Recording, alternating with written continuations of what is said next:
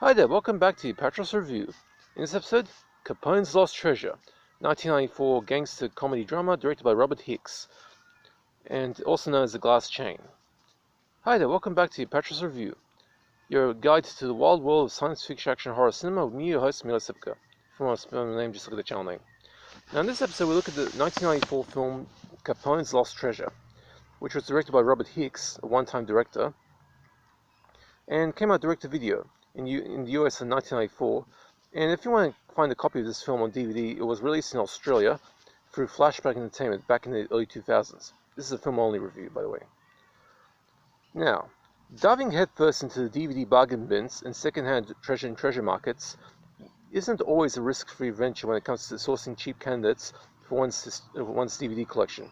But with my trained eye for low-budget obscurities and impressive historical film knowledge, I tend to have a modestly low strikeout average, so I don't get cheated that often.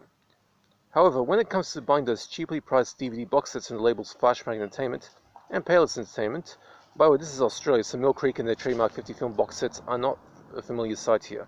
Instead, we more commonly tend to get 10 film and 5 film sets from Flashback Entertainment and Payless Entertainment, usually. One tends to be more than just a little cautious. However, there are times when you actually get a real gem. In the case of Capone's Lost Treasure, an obscure gangster comedy drama from 1994 about 3 aging Al Capone associates living in a retirement village in Florida who were targeted by a sinister art dealer named Dagmar Spear, who straight up murders one of the trio in his quest to locate a number of lost Van Gogh masterpieces hidden in one of Al Capone's hideouts for 63 years by a French smuggler, killed before he could give the valuable art to Capone, leading to Capone's arrest by the US Treasury and the treasure's location staying secret for all those 63 years.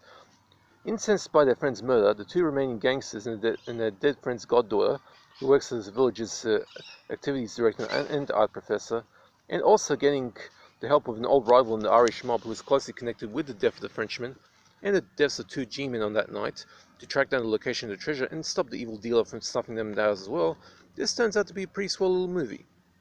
Director Robert Hicks, who only directed one film with this, plays the show as an action comedy but without the action, instead being more of a treasure hunt mystery along the lines of one of those old Scooby-Doo cartoons, but with bigger stakes than those.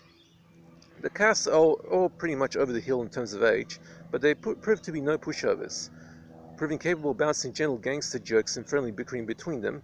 And there's also some racial epithets here, so the cult of 2017 might want to skip this one, so their absurdly delicate little sensibilities won't be offended, but normal people won't see anything to get angry about over this, if you take the film into context.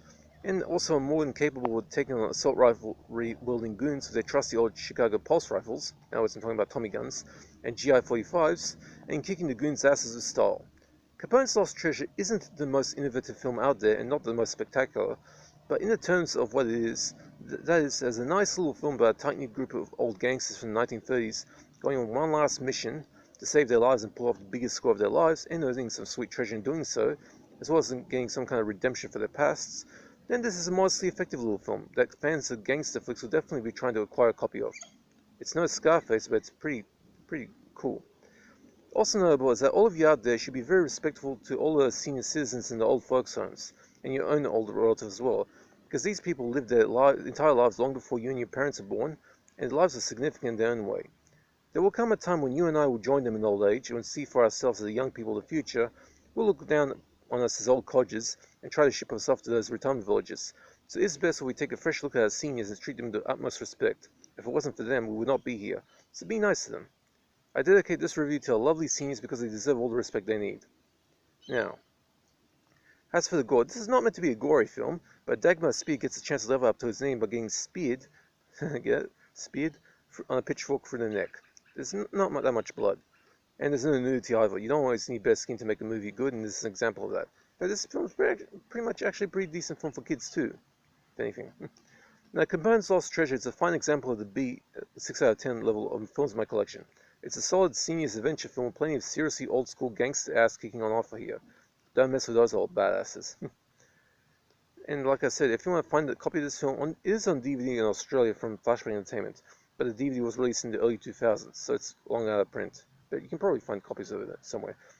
Also, it's also available in the Action 10 movie pack from Flashback Entertainment as well. Now, I don't do requests, but if you want to have a particular film in my collection, just hit me up in the comments section. Also, if you have any like types of horror or action or sci-fi film that you want me to cover, you can drop me a line and I'll tell you if I have anything coming up. Okay, hope you guys are staying safe. Take it easy, respect your elders, and that's it for this review. See ya.